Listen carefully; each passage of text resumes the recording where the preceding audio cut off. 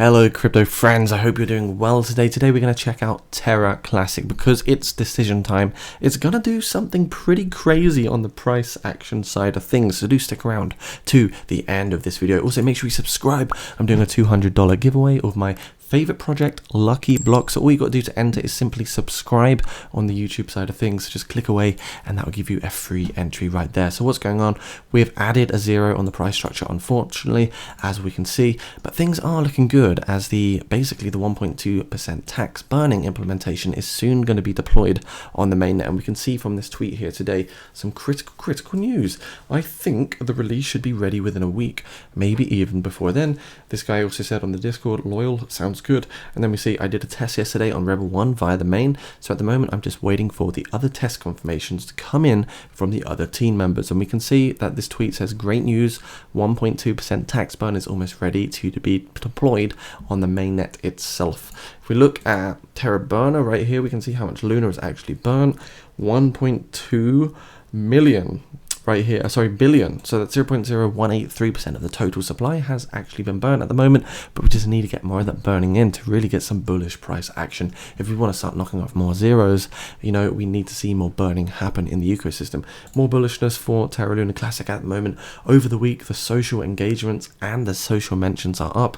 Like I said, I did think this coin was beginning to trend on Twitter, and I think that is the case at the moment, that more and more people are talking about it as we get closer to the tax burning deployment. So what's happening on the price structure? Well, I saw this lovely symmetrical triangle from yesterday or the day before, and I said, you know, there's a good chance we'll break out and basically go back above this support level, which unfortunately we've flipped back into a resistance now. You can see we had so many touchdowns at this key resistance level where we've got these green circles, and once again the 0.0000101 level is now a resistance. Now what I'm seeing is that we're forming this symmetrical triangle again here, where we've got a similar scenario being oversold on the relative strength index on this 30-minute time frame. Looking at the 4 hours, we're not quite as oversold, which is a good thing, but we are starting to lose the support level on this symmetrical triangle. So of course we've got a couple key levels of support to look out for. We've got this right here, key level of support. We've got the key level of support here. We also have a key level of support here. So we've got the 9.7, the 9.76, and the 9.87 for Luna Classic. It's definitely possible to fold over here, but I'm hoping for a reversal back up to at least a 0.000101 level. And that could effectively happen if we do get a nice double bottom reversal over here. But at the moment, Terra Luna Classic is just consolidating and chopping around these levels, as you can see. I suppose on the macro scale, we are putting through higher lows, which is a good thing, but you know, typically we can still lose this key support level, and we can even collapse back down to, you know, the 0.00085 level if the worst case scenario does occur. I honestly don't think that will happen. If we look at the daily time frame, you know, we've seen the worst now for Terra Classic, and that was basically here on the 13th of July, 4-hour time frame. We can see again RSI. It was the 13th of July where we had the 200-week moving average crossover from Bitcoin, and I think we've got good things ahead. This phase here, which I think I mentioned once before, this really reminds me of this phase here, where we were just put through a big swing high and then we had a retracement. We came up to basically the 2.272 to 3.618. And if we were to do something similar from this swing high here to this swing low, you know, you are still looking at a really big parabolic rally. I don't think we'll come up to the 2.272, but I do think at least the 1.618, where we could visit the 0.00021 price level. The reason why I think that could happen is because we look at the time.